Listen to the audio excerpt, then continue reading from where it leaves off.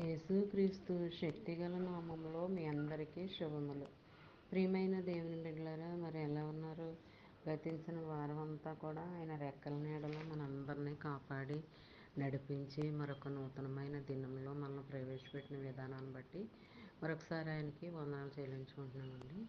ఈ దినము దేవుడు మనకిస్తున్న వాగ్దానము సామెతల గ్రంథము 8వ అధ్యాయం 17-18 వచనం. నన్ను ప్రేమించు వారిని నేను ప్రేమించుచున్నాను, నన్ను జాగ్రత్తగా వెతుకువారు నన్ను కనుగొందురు. ఐశ్వర్య ఘనతలను స్థిరమైన కలిమియు నీతియు నా యొద్దనున్నవి. ప్రియమైన దేవుని బిడ్డలారా, మరి ఈ వాగ్దానంలో మరి నన్ను ప్రేమించండి, నన్ను వెతకండి, మరి నన్ను ప్రేమించేవారు మరి నన్ను జాగ్రత్తగా వెతికితే నేను వారికి కనబడతాను అని చెప్తున్నాడండి.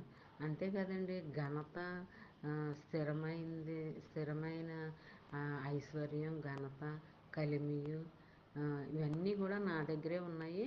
ఇవన్నీ కూడా నువ్వు నన్ను ఎతికి నన్ను కనుగొంటే ఇవన్నీ నీకు నేను అనుగ్రహిస్తానని మాటిస్తున్నాడు అనమాట. మరి మనము ఆయన్ని ప్రేమించాలి, ఆయన్ని వెదకాలి, ఆయన అడుగుజాడలో మనం నడుచుకోవాలి. మరి వాక్యానుసారంగా నడుచుకోవాలి, ఆజ్ఞలను అతిక్రమించకుండా ఆజ్ఞానుసారంగా నడుచుకోవాలి. మరి ఇలాగా మనము ఆయన్ని కనుగొని ఆయన చుట్టూ మనం ఉంటే మనకి స్థిరమైన మరి ఘనత ఇస్తాడంట. లేమనేది కలగకుండా కలిమిలోనే ఉంచుతాడంటండి. ఇవన్నీ కూడా ఆయన దగ్గరే ఉన్నాయి అని చెప్తున్నాడు. మరి ఇవన్నీ కూడా మనం పొందుకోవాలంటే మనము కూడా ఆయనకి అనుకూలంగా నడుచుకోవాలి, జీవించాలండి.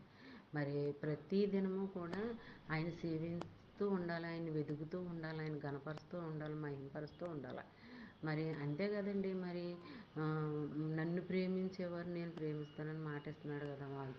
బైబిల్లో ఎన్నోసార్లు మనం చదివే ఉంటాం, వాగ్దానాల్లో కూడా మీరు చదివే ఉంటారు. నన్ను ప్రేమించేవారు నేను ప్రేమిస్తాను అని అంటున్నాడు.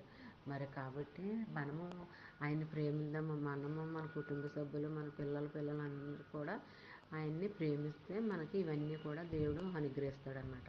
ఈ చిన్న వాగ్దానం మీ ఫ్రెండ్స్ సర్కిల్లో పంపించండి. మరి చదివిన వారు దీవించబడతారు, మీరు పంపిన వారు ఆశీర్వదింపబడతారు. ఈ దినమంతా ఈ చిన్న వాగ్దానం మైండ్లో పెట్టుకుని ధ్యానించుకుంటూ ఉండాలని కోరుకుంటూ గాడ్ బ్లెస్ యూ.